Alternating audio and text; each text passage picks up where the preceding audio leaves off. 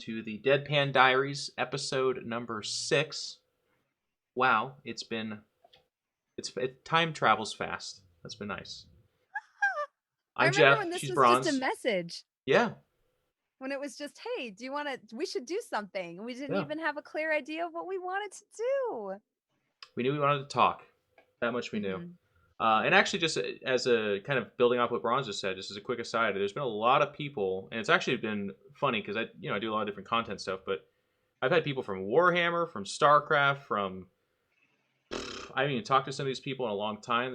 Who is the anyways, there's just a lot of people saying they really enjoy this, and it's been a nice discussion and podcast for the background and stuff like that. And just thank you guys, thank you very much. It's been really positively received. It's funny because it's not like each video is not getting 20,000 views or whatever. It's not going mega viral or anything like that. But the people that are consuming the content have been saying that they really really enjoy it, and it's been actually helpful to them. Even the gym episode, I think we got probably at least I don't know about you, Bronze, but I got a lot of feedback from people being like, "I'm in the gym right now, can't believe it." Yeah, it was nice. It was nice to see that people were like, "Oh, it inspired me to take my dog for a walk," and I was like, "Oh, I'm so proud of this." By the way, Jeff, I'm so Yeah. proud of it. Every single week. I'm always like, I'm very proud of what we did this week. Yes.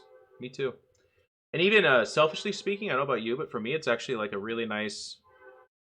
I as a person need deeper talk. I don't like going a week or two with like without that kind of meaningful conversation. So it's cool that we kind of built this into this is what we do. It's been really nice for me as well. Mhm. Mhm. No, I Well, totally love it. okay. Let's so yeah, this topic is an interesting one.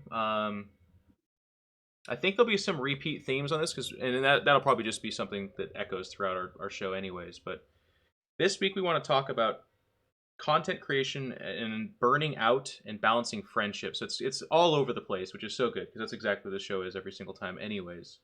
Um, but the concept of burnout and just kind of how important or how that can relate to balancing friendships as well as a content producer. So we're kind of merging two here a little bit, but I'm okay with that obviously.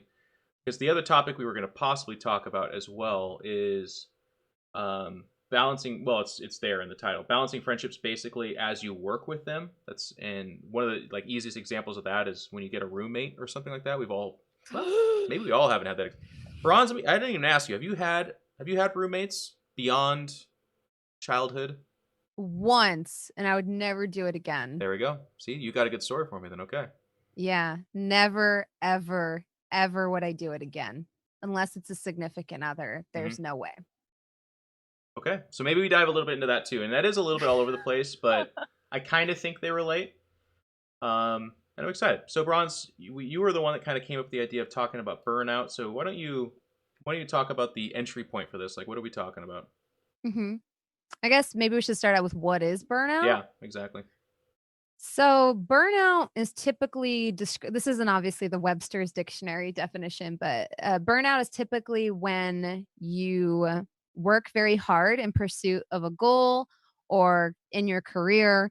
And in the process of trying to get there, you kind of sacrifice your passion, happiness, and even like your mental acumen to some extent because you burn the candle at both edges until you completely have to disconnect because you're no longer efficient in that Yep. field. That's how I've always viewed burnout.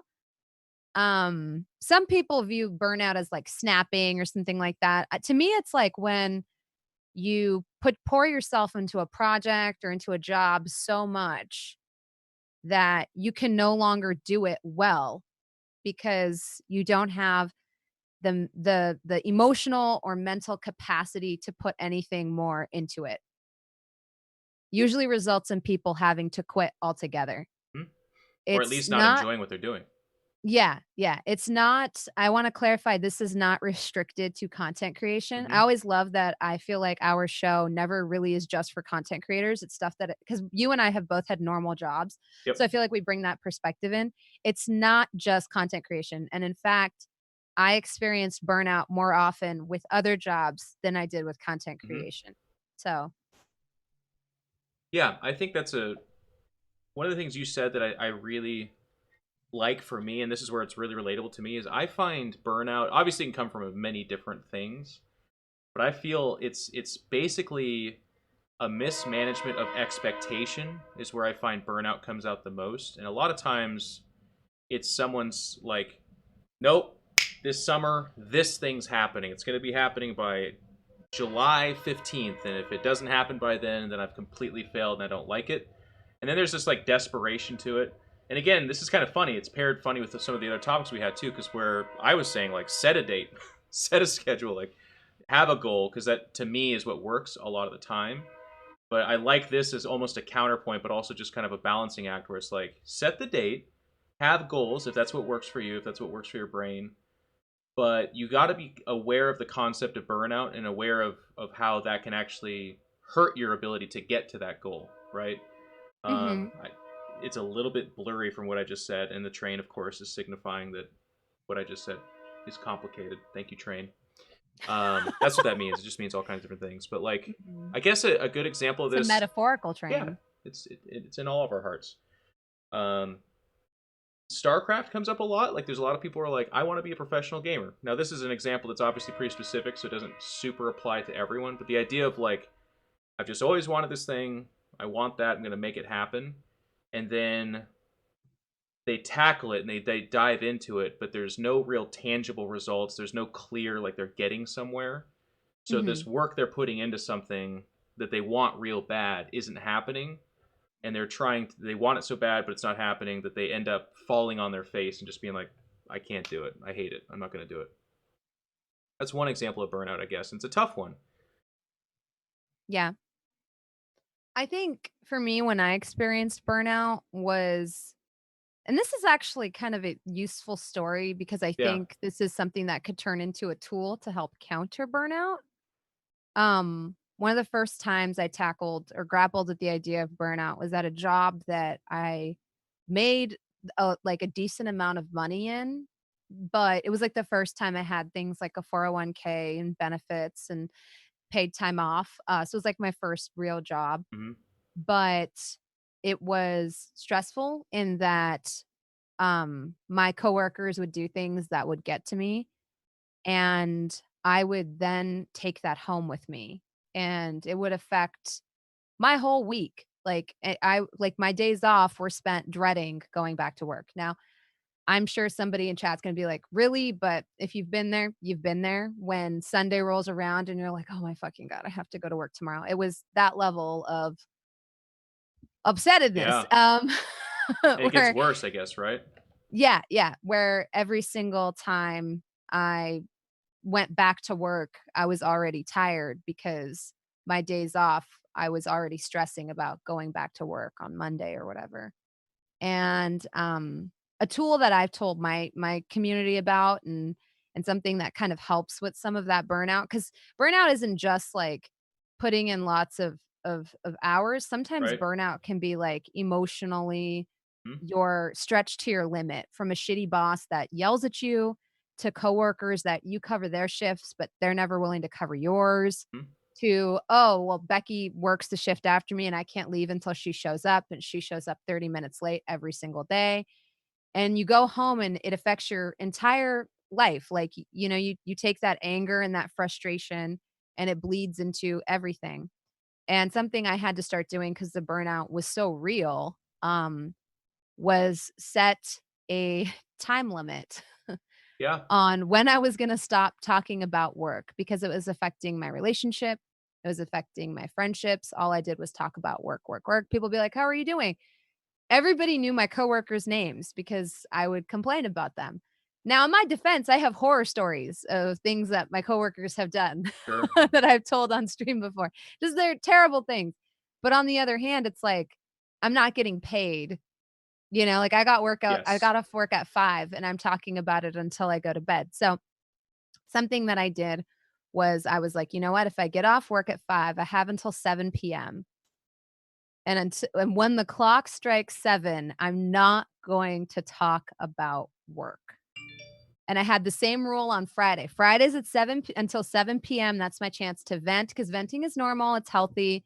That's my chance to vent, get it off my chest, write in my diary about it, and after Friday, 7 PM, I'm not going to think about work until Monday. I like And that. that was the only way I could disconnect. which kind of leads, I think, into our second topic for this, which Hmm. is balancing friendships. I don't know about you, Jeff, but I actually have a pretty big rule where I typically am not friends with streamers Yeah. because then I can't turn that off.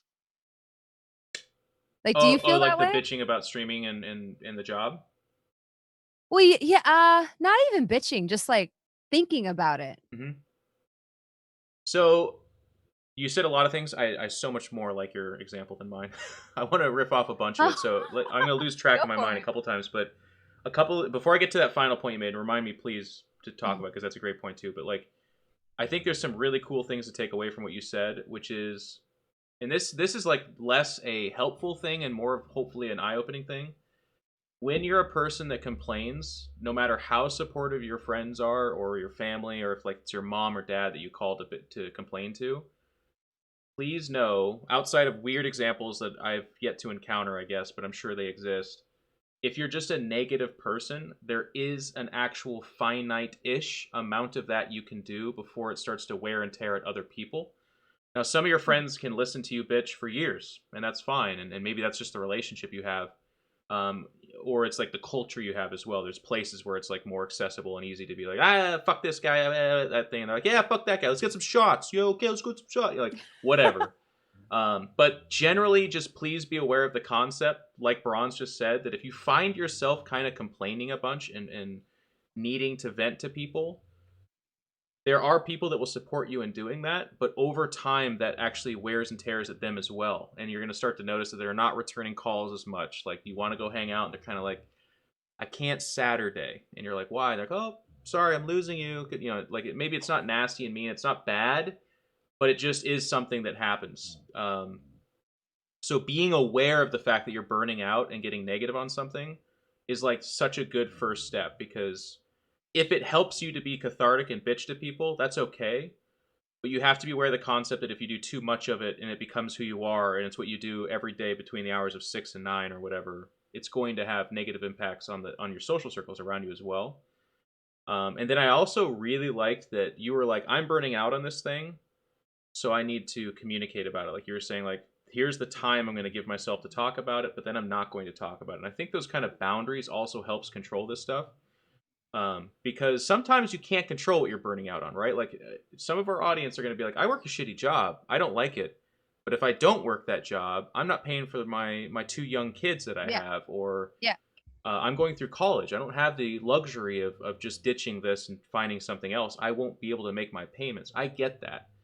So there are ways to manage it and deal with it. And I think the first one that Braun said that I love so much is just like being aware that it's happening and then setting up tools for yourself to deal with that. I like that you Yeah. said that. So for me personally, just as an example, a big one is like communication.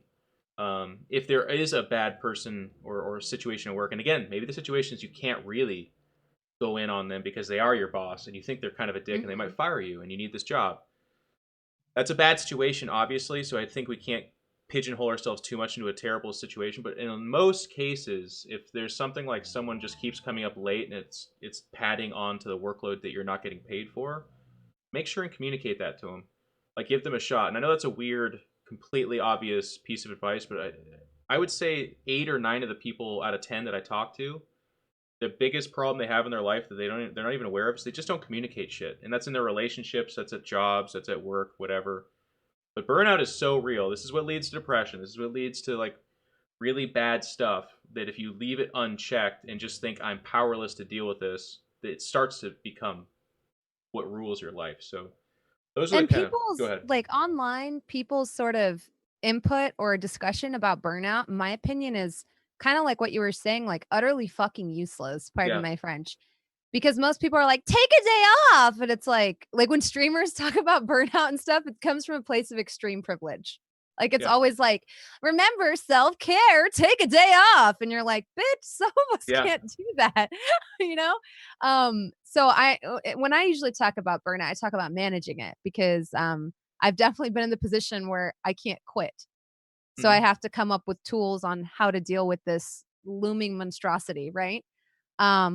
Because not all of us have the luxury of just going on vacation or Right. just don't work. Haha. Like it's that's not how it works. And I think that setting those boundaries where you force yourself for at least a couple of hours a day to think of something else, is useful. And I don't know if I touched on this during our gym episode, but for me, the gym is one of those things.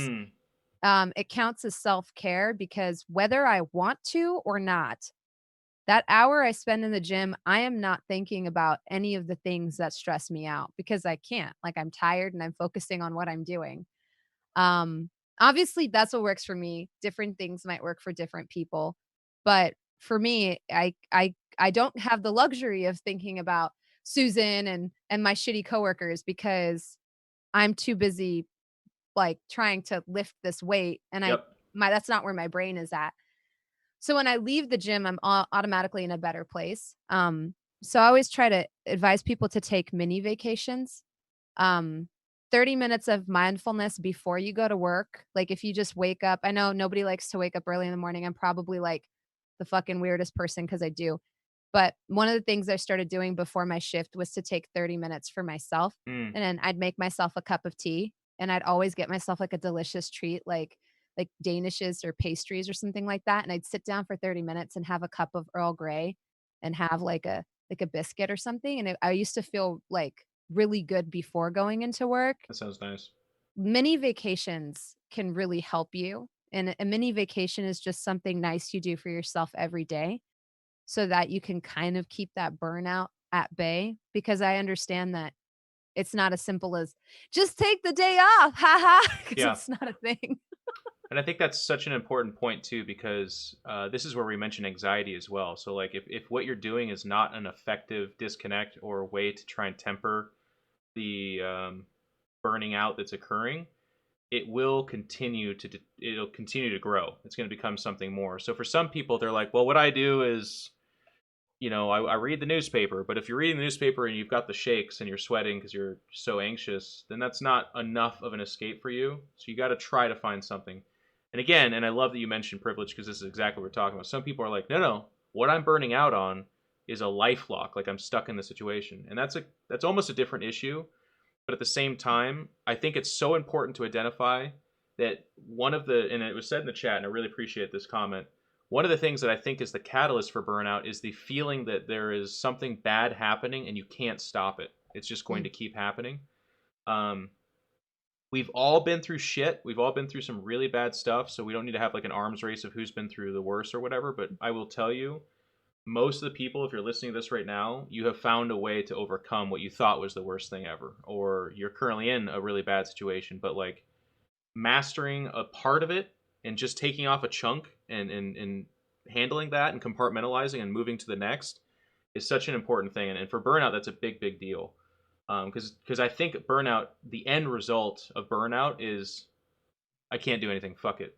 Like all of it's done. mhm, Like I'm not happy. I can't change it. I can't stop it. I'm stuck. And 99% of the time, you feel that way, but you're not. Or it gets to a really bad place and you kind of make yourself stuck until somebody else dislodges you, which is not a place you want to be because there's really wonderful people out there, but not all the time, right? Like sometimes you'll be stuck for a yeah, while. So for me, it's happened a few times with burning out, and this is where we talk about being content creators. It is hard for us because it's just like a constant. Um, if you're not doing something to build your own company, your own image, or whatever, then you feel kind of weird. It's like I haven't played console games for a while, which is kind of a weird thing for me, and it's because it's like, well, if I'm gonna play games, I might as well stream it, and then upload it to YouTube, and then tweet about it, and then Instagram a picture of me doing it, and then share it with the world. So it gets to a certain point where it's like it does take the joy out of some things, and that's actually been a big part of what you're seeing from me now too. Where like I find different kinds of media really fun and enjoyable, and we were just talking about this at the beginning, but like this show is really cathartic for me. It's talking. I've had people come and say that our conversations are helping them. That's actually really important for me as a content producer because if literally all I did was shoot laser beams at fake aliens in a game that I've beat several times already, but spent 2,200 hours playing, and then I play StarCraft where I'm no longer a pro gamer and my micro and my macro don't fucking matter because I'm just winning ladder points, which are digital numbers going up and down on a fake ladder, then, my life's meaningless. So it's really cool to hear that entertainment and content can help people, and that's cathartic for me and good. So I've kind of I created the Pylon show with Dan, and now we're doing this, and I'm growing my relationship with various different people that I really care about, and it's making me feel more enriched. So I proactively kind of went out there and did that, and that's what worked for me. Yeah, yeah. I think it's so weird with content creation because you balance what works for your business model. Because as much as people don't wanna talk about that, there's a difference between the content you want to create and the content that people want to consume. Yeah, Sometimes they overlap, and that's great. The rest of the time, you have to find the compromise. Um, and it's awesome, like, when you create something that you're just like, "Oh, this is kind of a cool project, and this is a passion project." And, we appreciate that. I definitely appreciate that when someone's like, "Oh, I actually love your comic book talk show on the weekends," you know? And I'm like, "Oh, thank you," you know, yeah. like, because sometimes the numbers aren't reflective of that, and so you start to feel like, "Oh, well, maybe people don't like this, or maybe I should switch into something a better use of my time," and those positive remarks do help you, kind of keep going. What's weird, I think, for me, I don't know if this is true with you, Yeah. Jeff, the weirdest thing about content creation in general is I think I'm a pretty cool person, and then, like, you get, like, you're reminded in the industry that you're not cool because you don't have the numbers where you're just like, "I'm very proud of the content I make. I'm proud of the intelligent conversations I have online. I think I bring something unique to the table, and I'm generally a well-liked person." Hmm. And then you, like, operate in the Twitch space, and you're like, "I'm a fucking loser." No, you're hitting on something. And someday there'll be like a number of books written about specifically like being a professional Twitch person. This is going to be one of the biggest ones because what you just described, you'll see Co Carnage talk about. You'll see fucking Yeah, some of the JP biggest McDaniels. streamers. People with Yeah, where you're like 10,000, 15, 20,000 subs, they're like absolutely crushing it. They will look at Shroud and be like, he's got 111,000 subs. And it's because he's one of the best FPS players on earth. I wear a beanie and I scream and I'm bad at games and my community's really nice. That's kind of mean of Kokarn. She's got a lot more going for him than just that. But the point is, like, I've seen it at all stages, Mhm, and that's tough. So, and I love that you brought this up because I think this does relate. Because I think another way to combat burnout, because I think the one of the other places where burnout comes from is self confidence or lack thereof. I think a lot of mhm. times if you are unhappy with something, if you get to the root of it, not to get too deep, although this is the show to do that. So if you're, if you got your peyote, let's do it. Let's just toke on some peyote and go real deep on this shit. But like, I think a lot of times if you're unhappy with what you're doing, it's because to a core there's some kind of question or trouble from what you're doing. You don't believe in what you're doing. You don't like that you're not in a high enough position. People don't respect you for what you're doing. It doesn't seem to be producing um, meaningful things for people, right? Or yourself even. And one of the best ways to kind of combat that is to find, again, achievable ways to remind yourself that you are important and you are doing something important. And that's everything.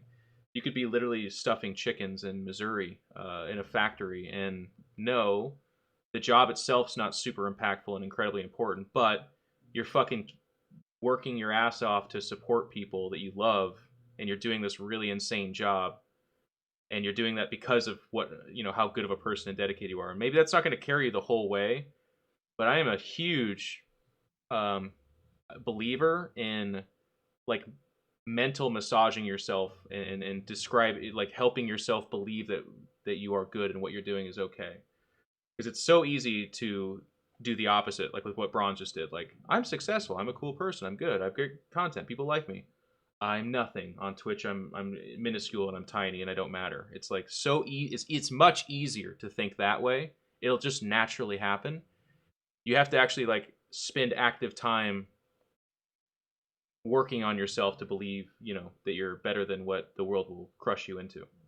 Mhm, mhm. Which kinda, I think, comes into, like, one of my initial questions to you. Now, I know why I am not the biggest fan Hmm. of having streamers as friends. Obviously, I'm friends with you, Yeah. but I mean, like, Or you you know have how to say that people now that anyway.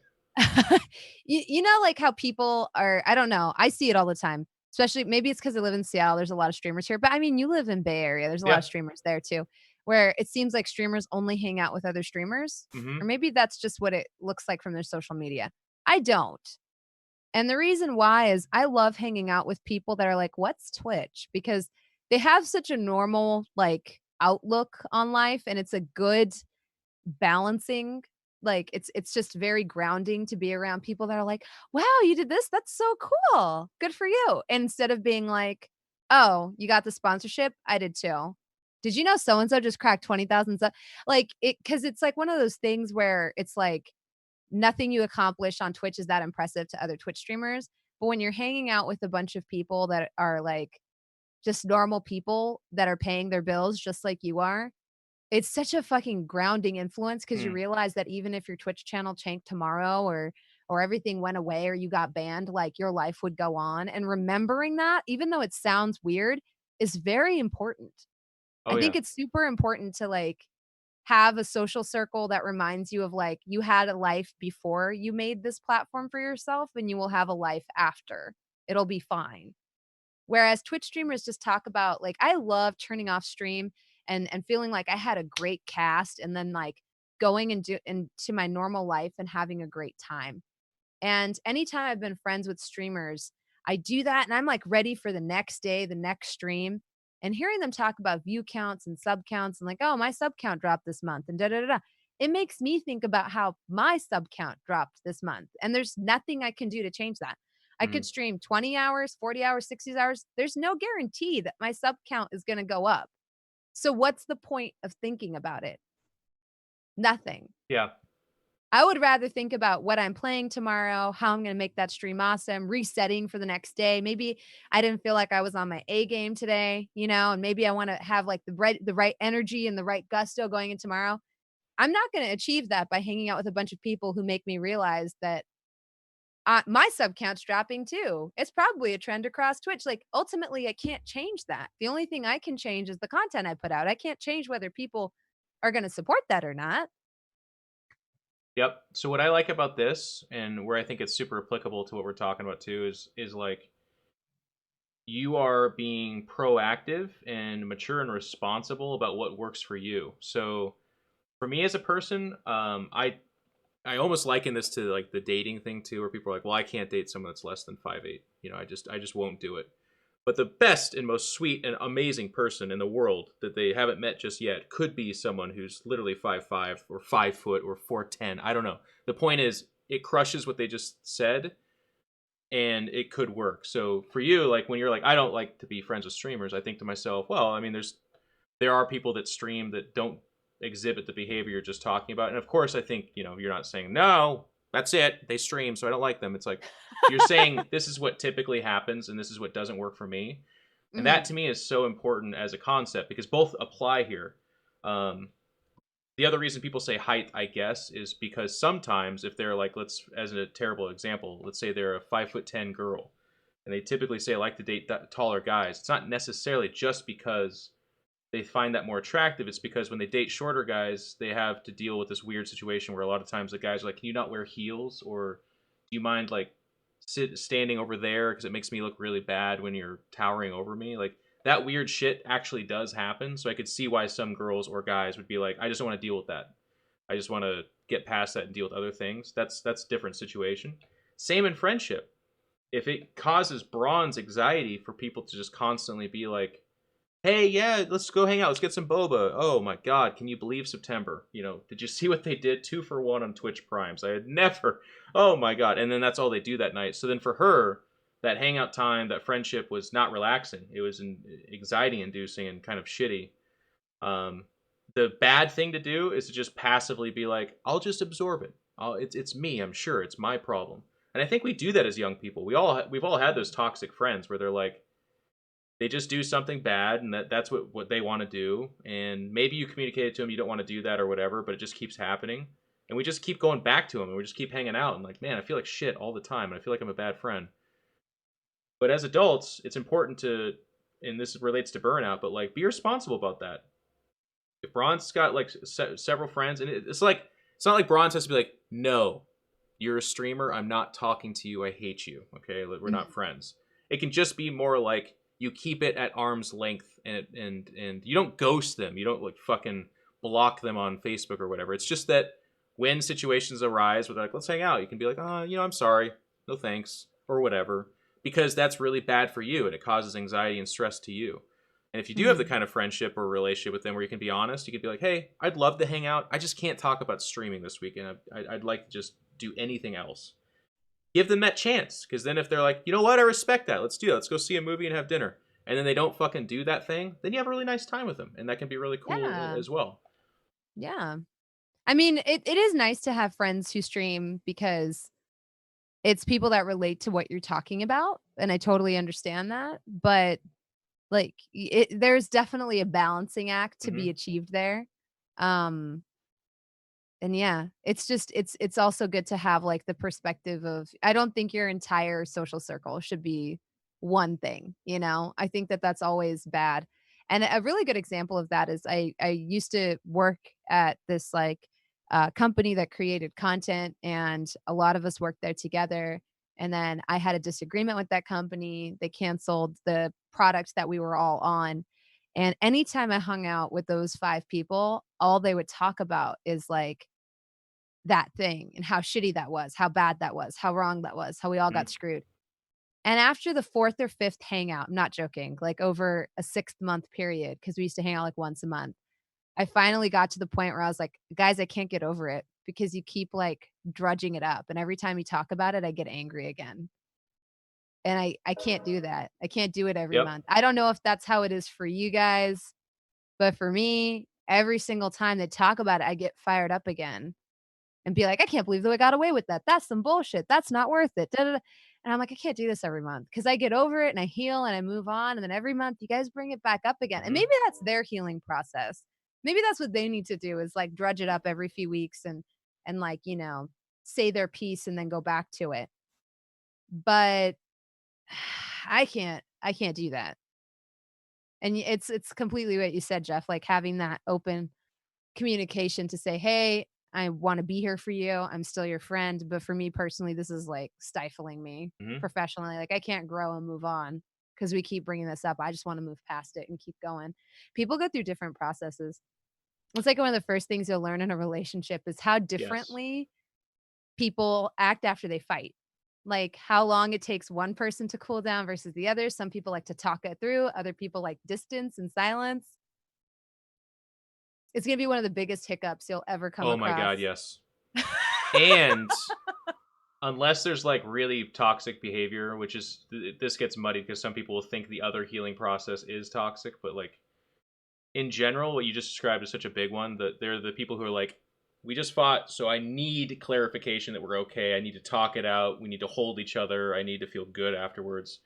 Then there's Mhm. people like me who I can do a little bit of that, but I also need space and quiet just to calm down. And it's not that I'm so Mhm. mad that I'm about to like rip a wall in half or something like that. It's just that my healing process is quiet of mind, think it through, and then I go forward and I usually show signs of love and that kind of thing. Um, but I'll tell you what, as a aged old 33-year-old guy now, I'll tell you, if you find someone and they're like the exact opposite and they don't seem to be able to change, save yourself the heartache. Like you're gonna get to a place. I don't know. We're bouncing around, but it's funny because there's so. I This is it's like the number one. we're, like, on the Yeah, polar opposites of that, because 'cause yeah. I'm one of those people that I maybe it's, like, women I don't know, I hate attributing one It thing to can women be. 'cause Yeah, then there's always, like, somebody that's like, "Rah." But, like, I'm one of those that I gotta know we're cool, you know? yeah. Like, my parents always had this rule, like, no matter what happens, you don't go to sleep angry. Yeah. You know? So, like, I always had that with my parents. Like, if me and my parents got into a big argument about something, because it happens when you're a kid, Oh yeah. I was not allowed to go to sleep angry, you know? Like, we had to, like, sit down after dinner, talk it out. There was no such thing as storming to my room, slamming the door, and going to bed for the night. So maybe that's why. But Oh, now and if I'm I not get into defending an that either, argument though. with a significant other, like, I need to talk it out and be like, "We're cool. Everything's not perfect, but we're cool, we're gonna work this out, because otherwise I get massive anxiety." Oh no, no, that's reasonable. I wasn't saying like, wow, I'm mad, and then I disappear. It's we talk it out. We get to a nice place, say Mhm, I love you or whatever if that's the case, or we're okay. But then it's like I don't usually then want to just hold their hand and sit there like immediately. I do need to go off and like mhm, it that's can be fair. it can be 10 minutes, it can be 20 minutes, it can be half an hour. It's not like I'm not like well I'm gonna be gone for a week in the hills. So Do you have the ability to are you a fan I'm a fan of this. I don't know. I've always done this my whole life. My parents used to do it, pausing an argument. Like, let's say you're on vacation, you're in Disneyland, and you get in an argument being like, "You know what? Let's pause this argument, have a great time, and then unpause it later." Because I can do that, but some people can't. And they're gonna spend all of Exactly. vacation angry until it's sorted, and I'm like, "Nah, I can just pause that, like, put a pin in it, and then, like, be angry later." Can you though? Because I if you could, that's can. awesome. But is it that thing where you're like pause and then later you're like, so are you hungry? And just like the way you say it has the venom like still there. Like, would you like to go No. somewhere? You can do it. No, but I think it's only in relationships I've been in for a long time, Yeah, where you have deeper. to function even when you're quote unquote angry, so you're able to just put that aside. My dream scenario, and again, I think we all have to understand it's not for everyone, but my dream scenario, because sometimes I get really fired up and I'll start to say, like, I can hear myself slipping in passive aggressivism or like, just stuff that I don't want to be doing. So I'll be like, hey, Mhm. is it okay with you if we, time this out for a few moments and like let me calm down and then we can keep it going? And my dream scenario is two people that can actually do that, where they're like, and you don't just end it on that. You say, I care about you. This is fine. This is not the end of the world. I'm getting high blood about it, and I don't want to be. I want to talk with you with respect. I want to talk with you with the dignity you deserve. Can we come back at this in 20 minutes? And for that person to be like, Yeah. sure. But I most of think the time, it's like, excessive sure. amounts of therapy. 'Cause I've done it and I've had partners who are capable of doing it, but it usually takes like a like you said, a warning shot being like, "I'm about to say something really mean, and I think if I say it, we're not gonna be able to come back from it, so I need to step away because 'cause I'm, like, actually getting pissed off." But I had to go to therapy for anger management. Hmm. So, like, for me, that's, like, really I need the ability to be like, "You know what? I'm gonna say something" like, I almost said something I'm gonna regret. I almost said something really mean. I don't wanna say that. I don't wanna do that. I gotta step away because 'cause I'm, like, getting legitimately angry, like, really, really angry. Yeah. And if we don't stop talking about this, like, this is gonna go south very quickly. Yeah. Even that, though, like, yeah. I'm closer to other people in the sense that, like, if someone's like, I'm really pissed, I'm going to walk away for 10 minutes. I'll be like, okay, I'm going to sit here and be really worried then for 10 minutes, I guess. Like, I need it to end with, like, we're okay. I just need to calm down. We'll come back. We'll work this out. Mhm. Mhm. Kind of my I thing. think friendships are like that too. Yeah. Friendships are like that too. It all ties back in, guys. Oh my God. Look at you go, you good I've host, had you. to do that with friendships. I've had to be like, "Yeah, okay, bye. Just so you know, I am annoyed. Like, I don't wanna talk about it right now. I understand you gotta go, but I'm annoyed. This Hmm. is, like, the 4th time you canceled on me, like, an hour before, and I'm not happy, and I understand you're busy and you gotta go, but, and it's probably for the best because I probably need time to cool off, but I'm fucking pissed off right now. I'm Hmm. upset." It's weird because friends always get shocked when you say that because that's something you expect coming from, like, a boyfriend or Right. whatever, and I'll hit up my, like, my lady friends and be like, I'm fucking livid right now, you know? Those But are I the think best it's friendships, so important. the payoff of that kind of honesty is so sick. Oh, fuck yeah. If your friend can Oh, come back fuck and be like, "Yo, yeah. I'm sorry about that. You're right. That was irresponsible of me, and look, you deserve better. Let's make it better." That like feel good after is so damn Mhm, good. mhm. I only have, like, 10 friends, but I'm very close with all of them, Yeah. and it's because they're definitely the types where I can be like, I'm like, there's something sticking in my craw, and I'm really pissed off right now, and I don't really ever wanna talk to you again, but I'm trying to give you the benefit of the doubt, Hmm. and I feel like if I can't have that conversation with them, we're not really close friends. Yeah. I've pretty much always believed that you should have. I mean, you can't force it, obviously, but until you have a fight with a friend, like you don't really. I don't know. There's people that swear against this, but like shit will happen or bad things will happen where you need someone. But until you've been through the fire with them like that, you don't know that they'll be there. But Mhm. I've got some friends I know that would take they would take a bullet for me because they basically we've been like, I'm fucking mad at you, or like, you handled this like a piece of shit Yeah. that hurt my feelings. And that's that moment in time where they can be like, well, yeah, I stand by it. I don't like you very much. Like, well, cool. Or they can be like, I care about you. I'm sorry. I did not mean to do that. And this is what I thought, Mhm. The other side of this too, and this is again, we're all over the place, but just in case you guys, I've had like some of the friends that preempt some of this stuff too, where they're like, it wasn't a fight, but they thought that maybe what was said was a little bit, one person could have taken it poorly or whatever the other way. When you reach out and are like, hey, just so you know, I don't know if this is a problem for you, but I care about you and I don't want you to feel bad about this. This is what I was trying to communicate, and I'm sorry if it came across otherwise. I have such much deeper respect for people that preempt that shit than just let it be quiet. And um, like, I'm not going to name names, but it's people we've all seen on shows, but they reached out to me because we had like a, this is like my life, obviously. I say jokes across the line all the fucking time. And it, rather than them being like, I wonder if he thought I was mad, she reached out and was like, yo, just in case you were wondering, like, things are okay. I didn't take that poorly. I was just grumpy about work or whatever. And I was like, okay, this person's real. This is amazing. I really appreciate that. Yeah. Yeah. It's always good to know like where you stand with someone, and cuz I think we all like, well, unless you're like some kind of sociopath, we all get anxieties about it, Like, "Oh, I think this person doesn't like me." Yeah. And then you're like, if I message them and ask them, they'll probably won't tell the truth.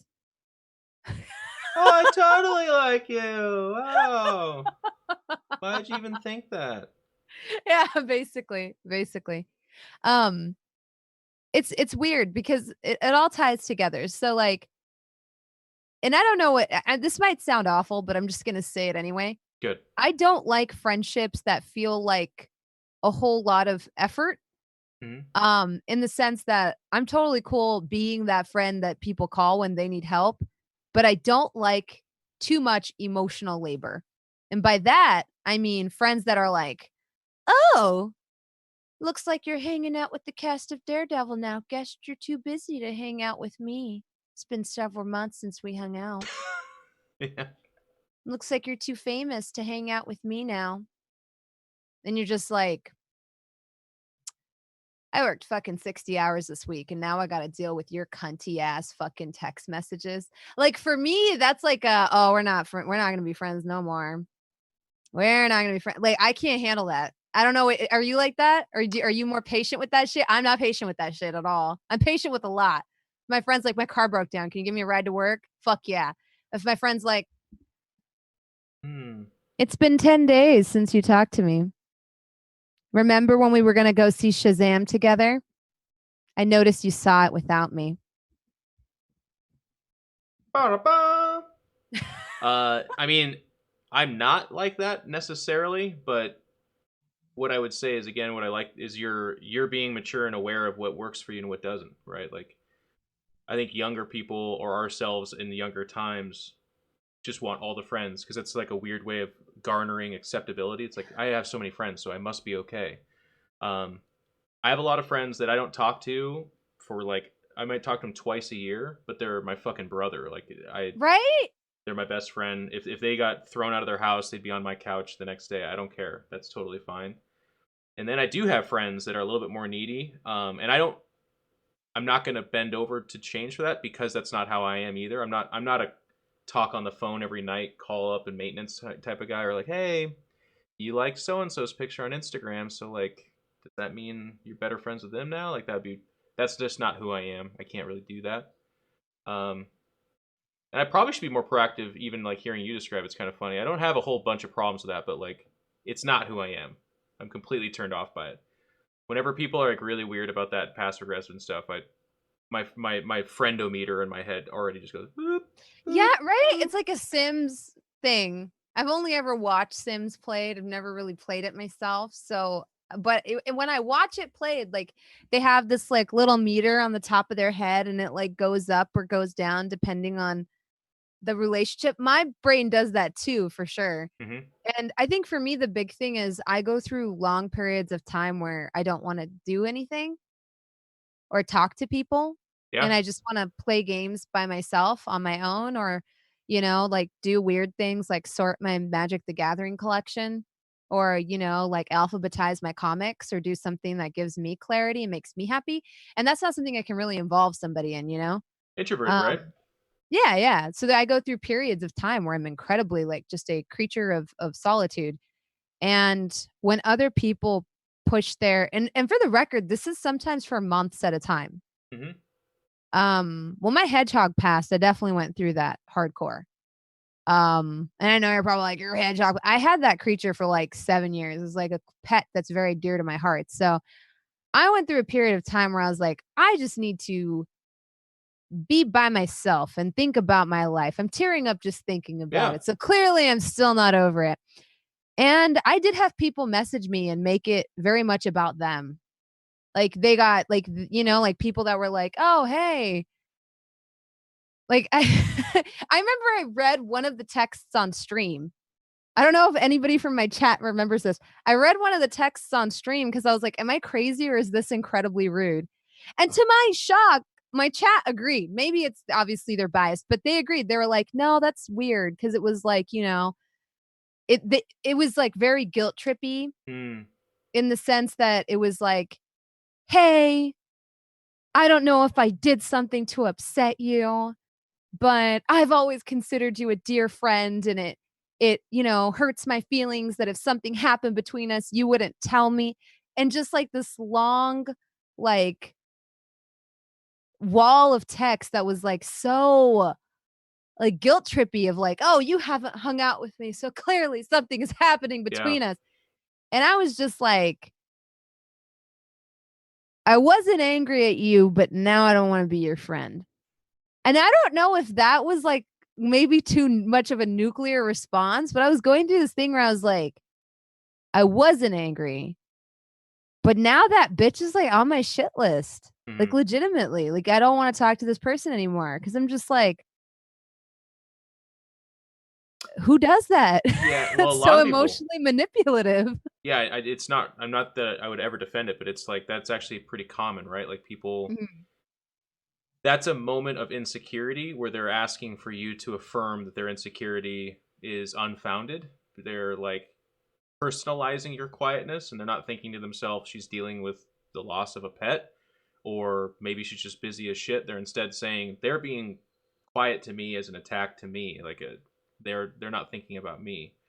And again, it just speaks to maturity. Like as you say that, I've been that person before. I think, just speaking scientifically, like I think if you go back, I might have said to some of my friends or at some point in my life, like, "Hey, you haven't called in a while. Like we haven't hung out. You said we would." Like, and to me that made sense. But I think what's nice is as you get older, or hopefully you become more introspective, and you can do this at a younger age too. Of course, just rarer.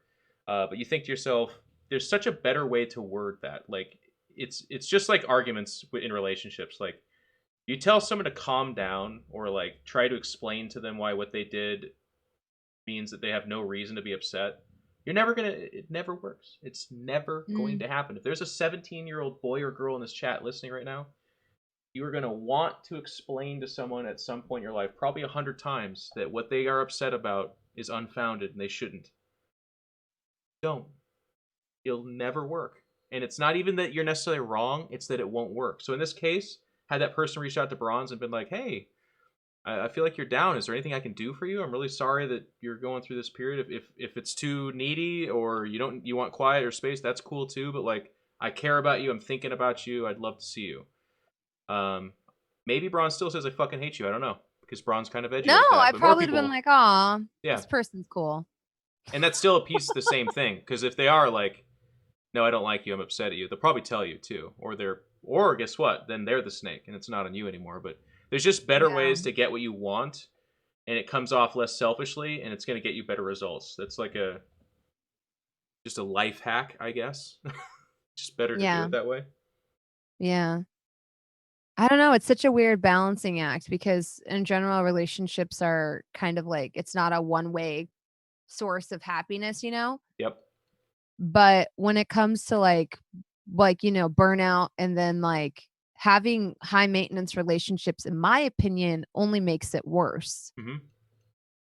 because then you have the burnout from your job or your hobby or whatever you're experiencing, plus the added on like extra singe or whatever you want to call it of friends that put even more stress on you or at the minimum don't help reduce that burnout. Yeah. Sometimes it's great to have friends like from work to commiserate with. I do love that. But I think you also have to balance out that friends circle with people that you can hang out with without commiserating so you can turn that off and just have fun. And that's hard to do if you have weird guilt trippy friends. Yep. But Yeah. even like the one takeaway, and maybe you agree, maybe you don't, but what I want is people to be proactive about thinking about that. Which doesn't necessarily mean that you cut people out of your life the second you decide you don't really like everything about them. Maybe you do, maybe you don't. But the point is to be proactive about thinking about that. Because specifically on the topic of burning out, ideally, this is not a state that you're going to always be in. So sometimes you're flying fucking high, you're feeling amazing. And then that bitchy negative friend is something that doesn't even blip on your radar and you can tolerate them. And then maybe you can actually offer them some help. So they are bitchy and be like, yo, when we hang out, you bitch kind of a lot, man. Like, is there anywhere I can take you and go get an amazing steak or something like that? I just want you to feel good for a night.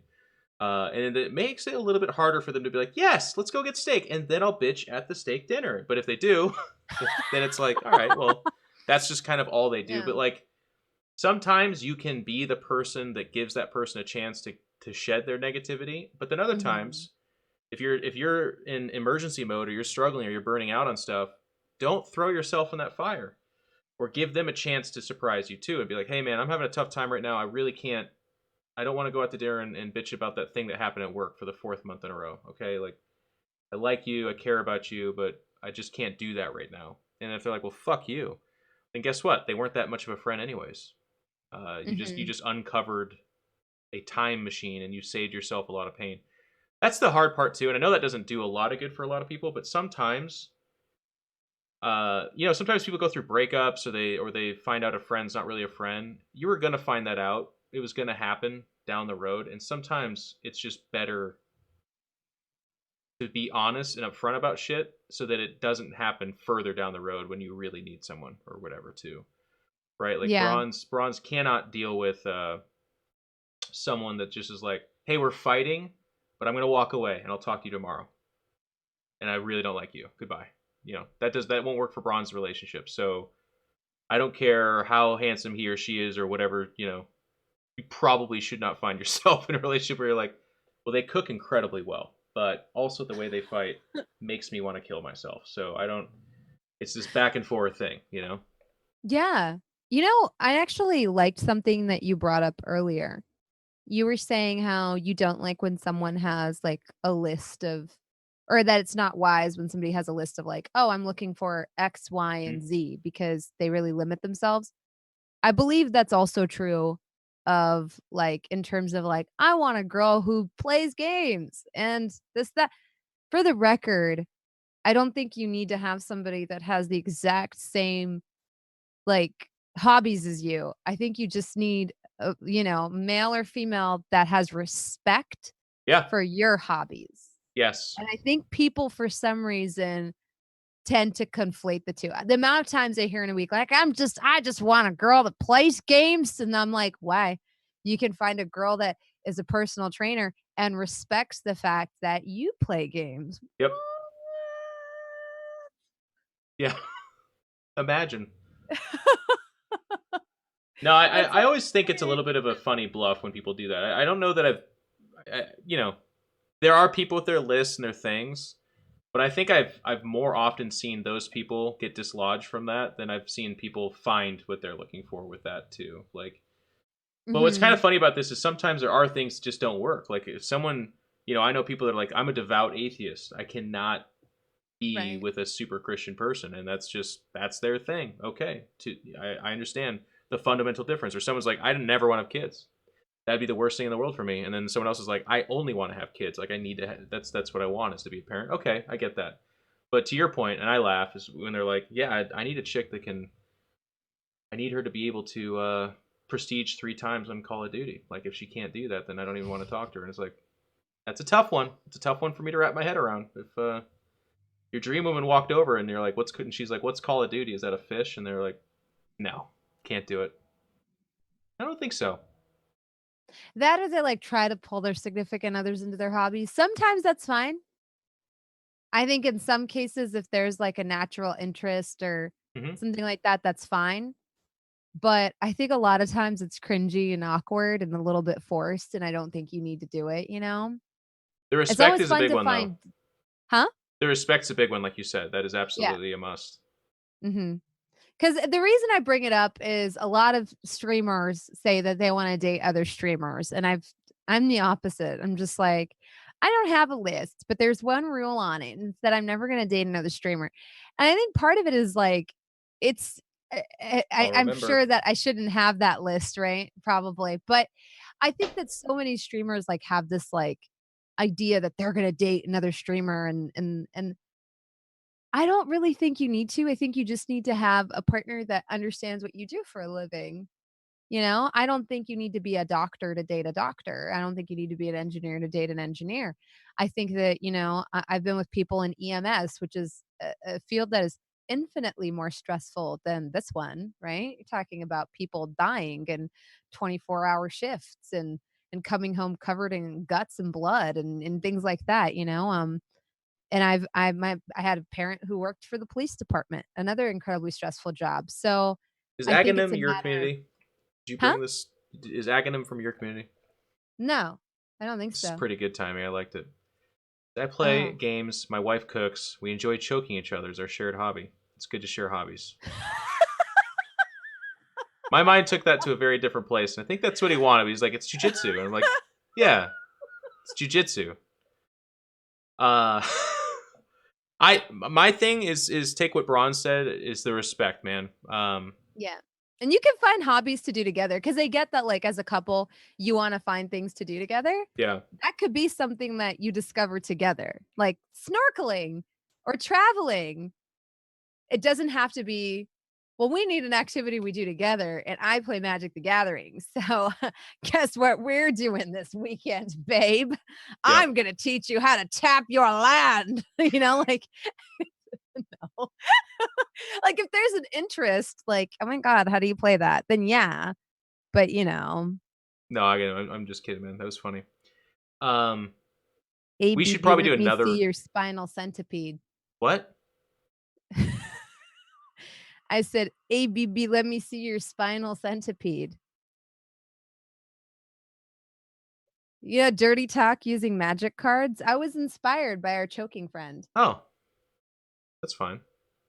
Yeah, Cobra's writing out. I know what she said.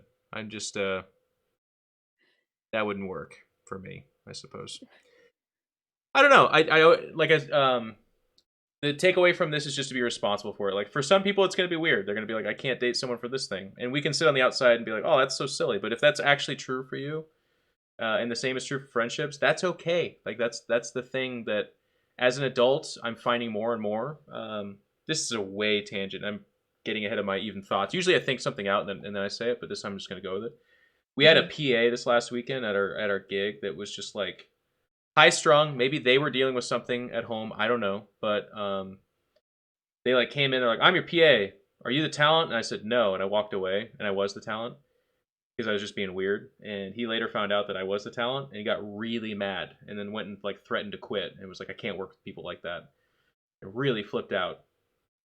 Um, God, where was I even going with this shit? Never mind.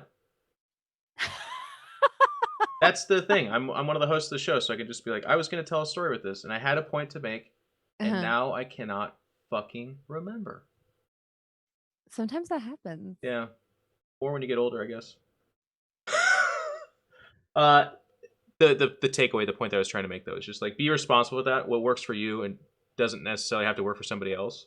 I personally would love to be with somebody that I don't care if they're a streamer or if they're a gamer or not. That'd be cool. But I can also see me being with somebody that's just not at all. They have no fucking idea. They have no clue. But they would have to respect it because I know a lot of friends who they have this weird.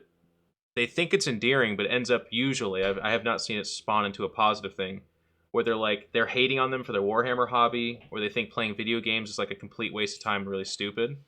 Mhm. But for the person, very often it's really important to them. So even if you think it's silly, you're not going to win the battle of like you're not going to hate it so hard that they end up not liking it, and then that's okay. You know what I mean? Yeah. So, and the same is in reverse too. Like, I've been with girls, they do some weird shit that I don't understand, but I need to support it and be okay with that. And be cognizant of the idea that if for some reason it's so not okay with me, that it's not fair to them to pretend that it is, by the way. But Like, I mean, the thing is, I think people think that that doesn't happen between gamers. And hmm, I was in a relationship and both of us played games. And at one point we both played World of Warcraft and then they quit because they thought it had gone downhill and I kept playing. hmm, But they would make derogatory comments about a game I still found enjoyable. And this became a major sticking point. yeah, And like two people with the same hobby, the same like, it could be because like once again, it has to come from it's like a thing about maturity and respect of like, oh my gosh, we both love XCOM. And then, XCOM 3 comes out. And, Jeff and I are best friends. And I hate XCOM 3 and he loves it. And I'm hmm, like, you know what? It went a totally different direction than XCOM 2. I hate it. And Jeff is a full-time XCOM 3 streamer, and all I do is shit on XCOM 3. that would wear and That tear on the friendship, wouldn't it? Like, as, like, co-casters on a podcast, that could be funny because I can flip you shit for and we can laugh, "Ha right, ha." Like, anytime you're like, "Well, I like putting ketchup in the fridge," I could be like, "Yeah, we also like XCOM 3, so clearly your opinion ain't worth shit, hey." But when you're in a relationship with that person, it's like, "Bitch, are you for fucking real? I like the game. Get the fuck over it," you yeah, know? You hit a point where you're just like, "Okay, the jokes aren't funny anymore. I like it. yep. Leave me alone." You know?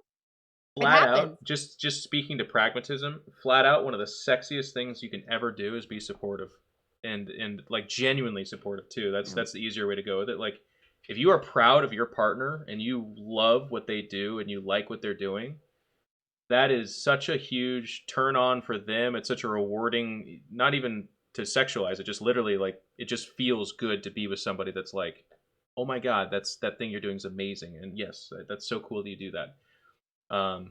It's one of the best places to be in is with somebody that like super supports what you do or your hobby. Mhm. And then I conversely, remember. one of the worst places you can be is with someone who's like, "Oh, you just did that thing all day." Hmm. Yeah. Yeah, or points out the bad things about it. Like, "I'm really excited Yeah. about this." Well, don't put all your eggs in that basket. Like Yeah. yeah, and it's funny because, like, that reminds me of a very good friend of mine, Tara. Um, Her and I had breakfast once, and I remember I forgot what I was talking about. And she's like she just had this, like, nugget of worldly wisdom, and she, like, laid it on me, and it's been, like, there ever since, and Hmm. she was like, "Well, it's not selfish. Some of us just need cheerleaders." And she's like, "That's what I love about my husband. He's my biggest cheerleader. When I come home and I, have a rough day," and she's like the marketing head of like a very big company and she does all this extra work. She's one of the board members of Geek Girl Con. Like she does all this stuff. So she has like a plate full. And whenever the world weighs heavy on her, she's like, "My husband is like my biggest supporter." He's always like, "Babe, I'm so proud of you." He Yeah. gives me a kiss and I'm just like that, I feel better. And she's like, "Some of us just need cheerleaders." Yep. And when she said it that way, I was like, it isn't selfish. I think sometimes like a lot of people do need a cheerleader. And from what you're saying, that to you is like one of the most attractive qualities. You need a cheerleader. You want someone that's going to be like, "You got this. This is awesome. Good for you. You fucking killed that shit." Some people don't need that. Hmm. And those people I commend you. And I think some people do. They need that person that's just like, because I've been in both kinds of relationships. I've been in the kinds of Hmm. relationships where I'm like, "Oh, I think I'm a shoe in for this job." Okay, when's your second interview? Well, there isn't a second interview. I just have to wait back to hear it. Okay, cool, awesome. Do you know what kind of they're paying? I don't know yet. Like, I think it's between this amount and this amount. That's pretty good.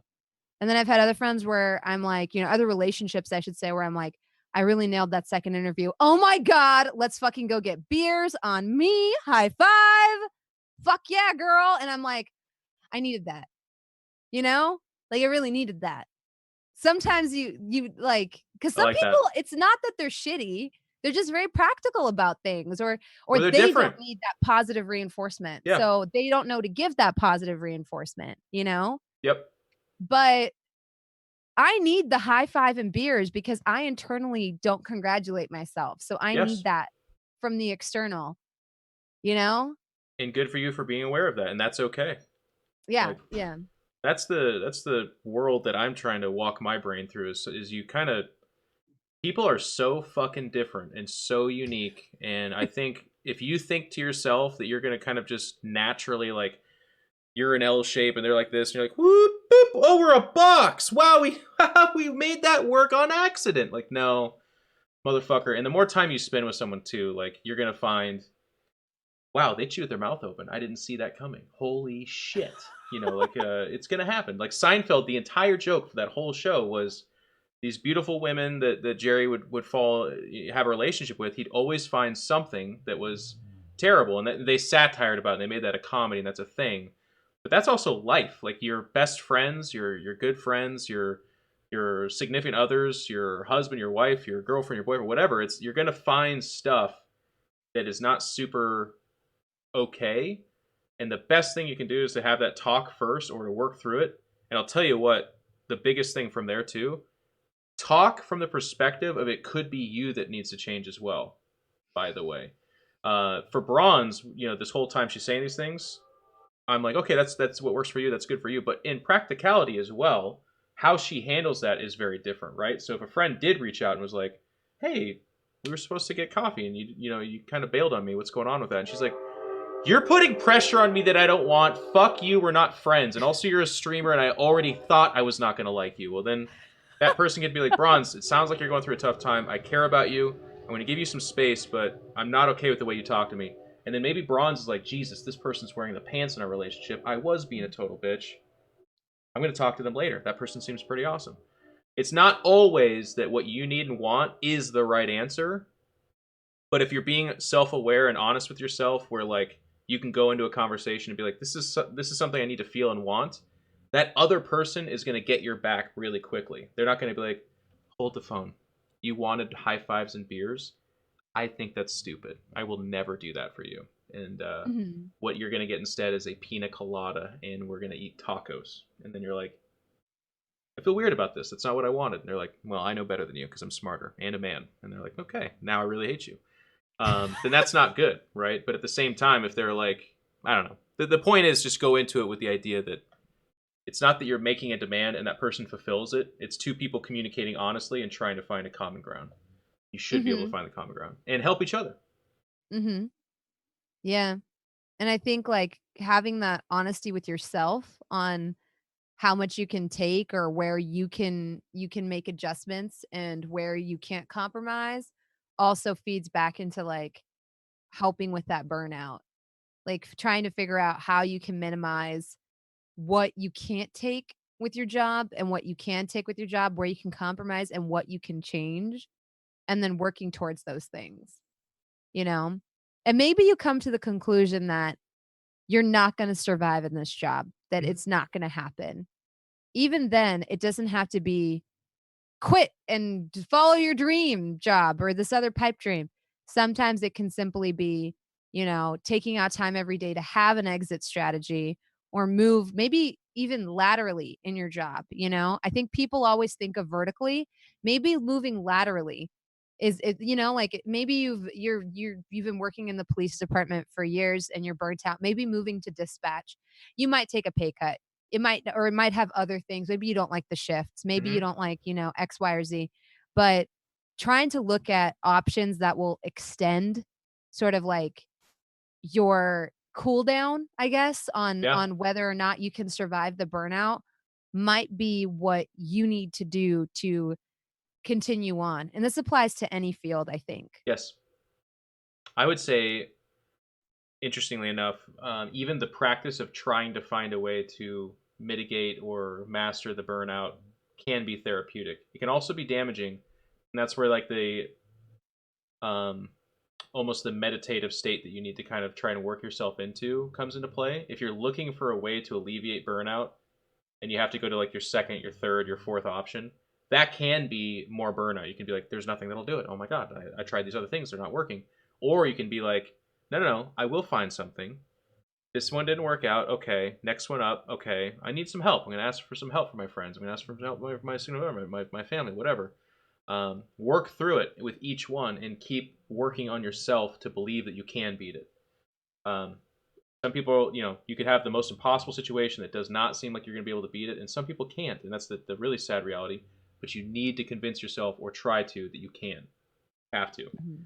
Otherwise, Mhm. these non tangible, weird, emotive things will crush you and will make it harder for you elsewhere. Yeah. And that is real. I love this talk. This is good. Burnout is like, we were all over the place, but it actually touches every aspect of our lives. Yeah. Yeah, it really does. It can be emotional burnout. I think anybody who's been in a long-term relationship, you can start to feel burnout, in terms of that. It could be burnout with your family, with your Hmm. parents if you have a very close relationship with them. I don't, but like I know people that they're constantly in contact with their parents and they have a very needy mother and like burning out on that. Yeah. You can burn out with anything. I've worked in elderly care. So for any of you watching that you're like, "Oh, I take care of my mom." You can burn out with that. And I know it sounds terrible because you probably are the type of person that if you're kind enough to be doing that, you probably never want to complain about it, but I I hear you. It's an incredibly emotionally and physically taxing job every single day. You can burn out on anything. And it's important to have the mental tools and also the self-awareness to see it coming and try to like preserve your own sanity and Yes. emotional health. Yes. And it's so important because it's actually, again, I often look at things through like the pragmatic lens, but like if you're not happy, you're not able to serve those around you very well, and you're not able to serve yourself very well. So it's just like a completely self defeating thing. And I know that doesn't help everyone because they're like, well, I'm already feeling bad, and now I'm more aware of the fact that I'm making others feel bad too. It's like, I understand, and that sucks.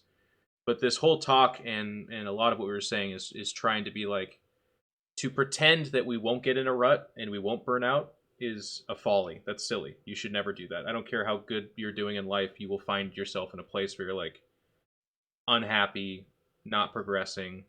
And sometimes other people will reach out their hand and save you and pull you up out of that. But you should not expect it and you should not want that to be your only saving grace. Ideally, we become the kind of people who are like, fuck, I feel terrible. Well, I know it works for me. So in the next week, I'm going to work on myself to get to that place where I'm feeling a lot better. And then I'm going to come out of it. It's a really powerful feeling. And I'll tell you what, here's the other sick part of it. A lot of times it's back and forth, man. You can pull yourself out of that rut, you can stop burning out, and then find yourself back in it like a week later. You can be like, Jesus, I still Mhm. feel like I'm in a rut. And that is some Mhm. of the most gut punching moment you can ever have. But you just got to keep going. You got to keep doing what Yeah. you can. I think for a lot of us, it's like the idea of disconnecting. And I guess like this is my little tip to content creators. Try to resist the urge to capitalize on your time away. I feel like people do that. Like I went for a hike, I'm gonna take a photo and post it online.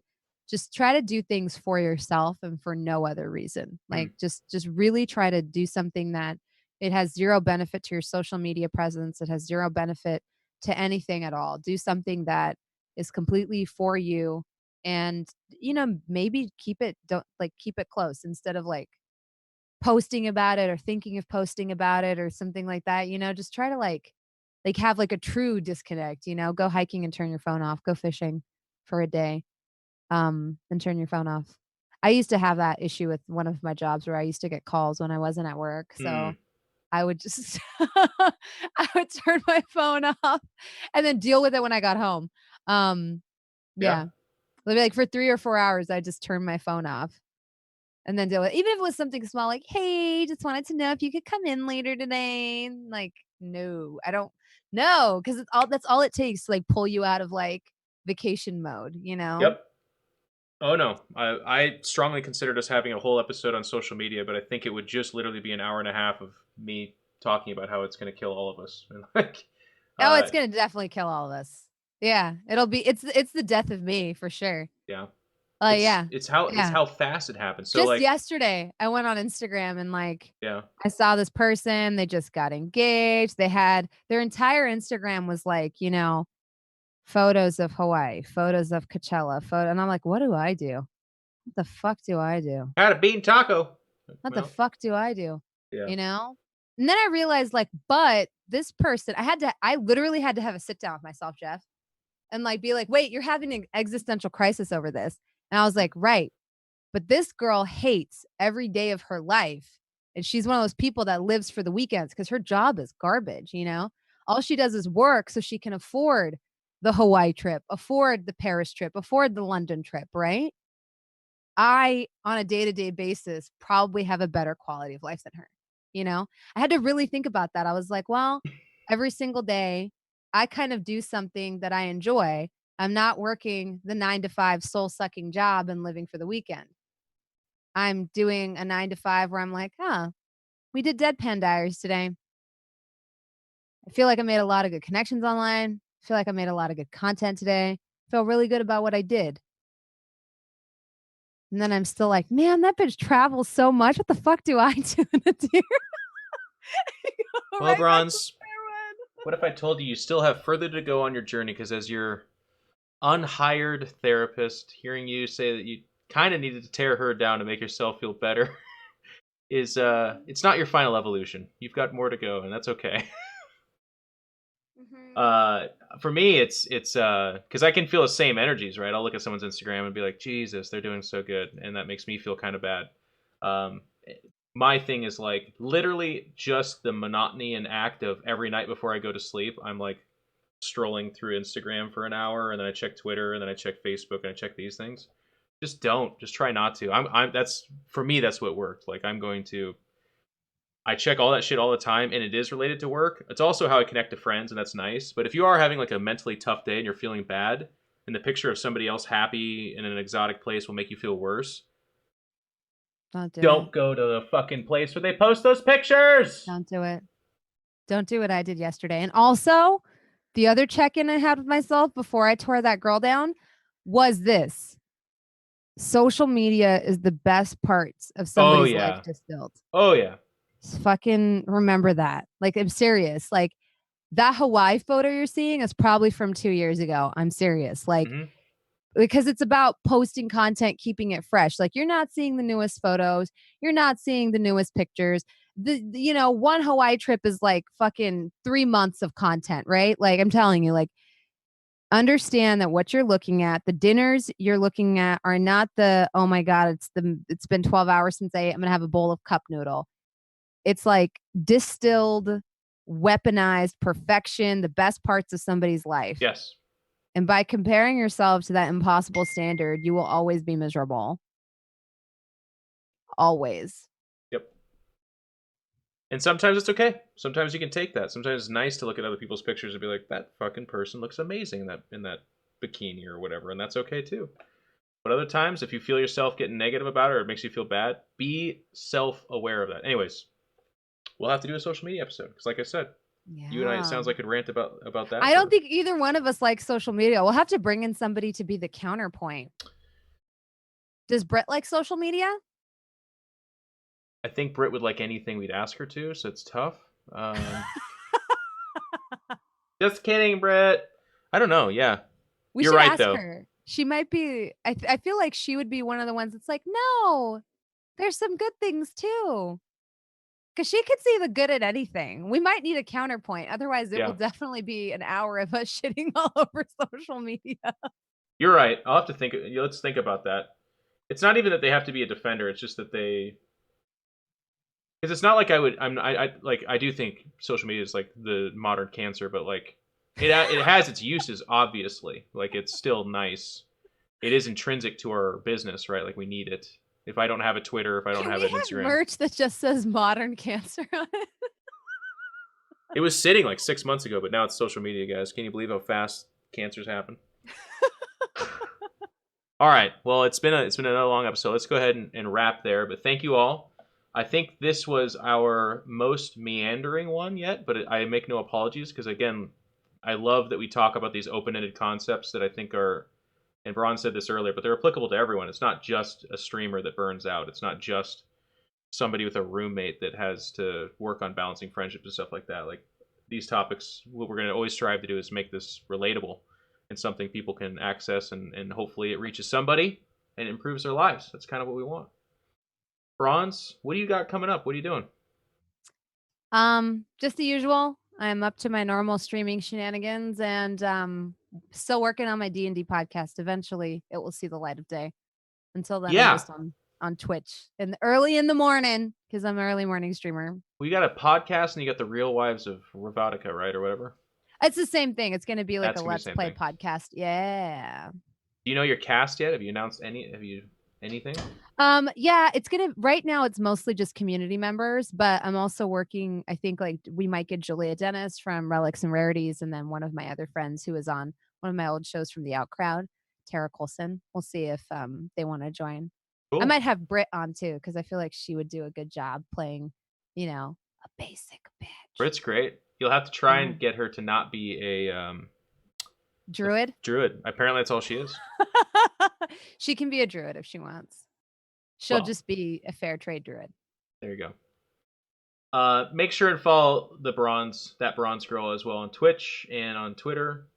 I check out her stream almost every day. She starts her stream with a couple hours of just hanging out and talking to her community. So that's something that I think a lot of people would really get into and enjoy before she plays some games. What are you playing right now, Rit? What have you been doing?